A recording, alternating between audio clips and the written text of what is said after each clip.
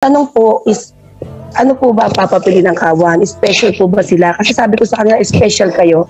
Kasi pagsisilbihan namin kayo. Tama po ba yun? Hello po. Yes.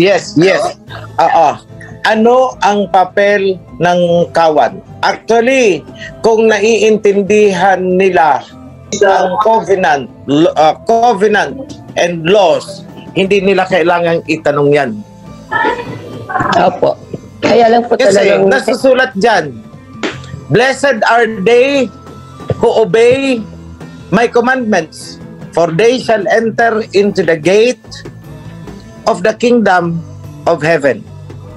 Blessed are they who do my commandments. Nasa Revelations yan. So ano ang role? Obey and keep the commandments, the covenant. Yan ang role. And kapalit ng pagsunod sa covenant, ano naman ang pangako ni King Yahweh? All these things will be added unto you. Isa pang napakagandang sagot. I will give you the crown of life, eternal life. Ano pang isang kapalit? Sa temporal na konsepto. Nandun sa Deuteronomy 8:18. Pakibasa ang Deuteronomy 8:18. Any priest, you can use King James for that. Maganda ang translation nila.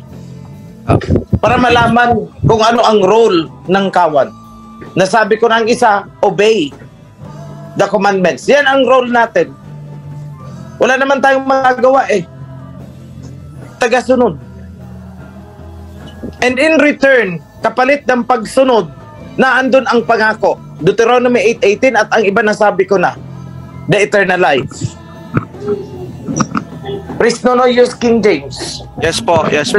Sa Tagalog po, sabi po dito sa King James Version, ito po ang sabi.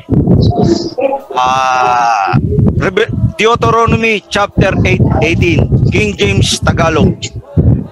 Ngunit alalahanin ninyo ang Yahweh ninyong alahayam, pagkat siya ang nagbibigay sa inyo ng kakayahang magpayaman upang patunayan ang kanyang tipan na ipinangako sa inyong mga ninuno, gaya na nangyayari ngayon. Purihin ang alahayam sa kanyang Torah. Iyada. Yan po. Salamat po. Deuteronomy 8:18. So ano ang role? Tagapagmana ng kayamanan. Bakit tagapagmana?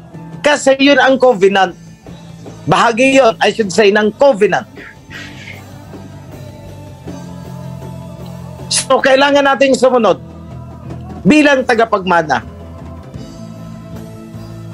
at bilang bahagi ng kingdom. So ganun lang naman simple kung sasagutin ko ng straightforward yan. Obey,